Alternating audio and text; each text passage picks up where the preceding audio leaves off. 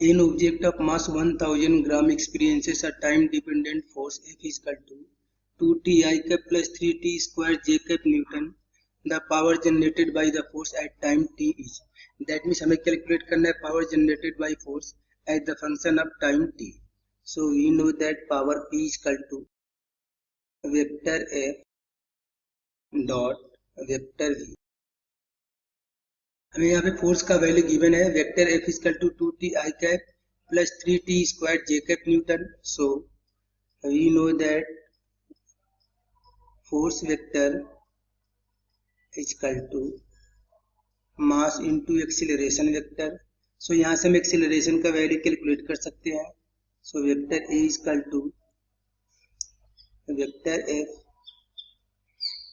Divided by mass and vector F का भी value given है 2t I cap plus 3t square into J cap. ये में given है फोर्स का वेक्टर डिवाइडेड बाई मास से डिवाइड करेंगे एंड मास का वैल्यू गिवन है 1000 ग्राम. That means 1 kg. तो 1 से यदि हम डिवाइड कर देंगे देन एक्सीलरेशन का वैल्यू आ जाएगा 2t I cap plus 3t square J cap and यहाँ से हमें कैलकुलेट करना है वेलोसिटी.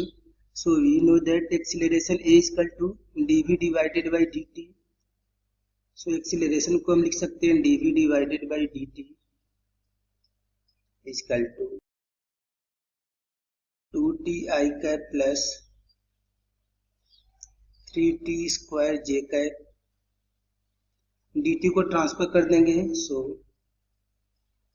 dv इक्वल टू हो जाएगा 2t I cap plus 3t square J cap into dt. हमें कैलकुलेट करना है वेलोसिटी. सो बोथ साइड हम इंटीग्रेशन कर देंगे. सो dv का इंटीग्रेशन हो जाएगा v इक्वल टू 2t का integration with respect to dt will be 2t square divided by 2.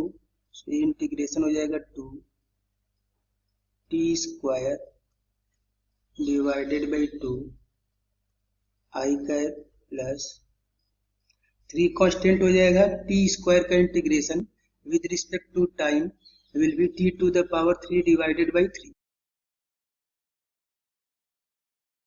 Into J cap. ये 3 से 3 कैंसिल हो जाएगा. यहाँ पे 2 से 2 कैंसिल हो जाएगा. देन वेलोसिटी का वैल्यू हो जाएगा v equal to t square into I cap plus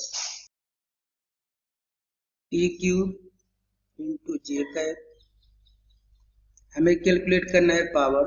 so we know that p equal to force dot velocity and force का वैल्यू में गिवन है 2t I cap plus 3t square J cap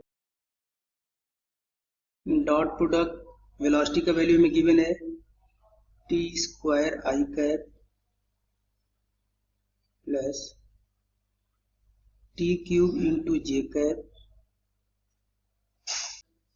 यहाँ पे मैं dot product करना है. सो I cap का I cap के साथ मल्टीप्लाई करेंगे एंड जे कैप का जे कैप के साथ मल्टीप्लाई करेंगे.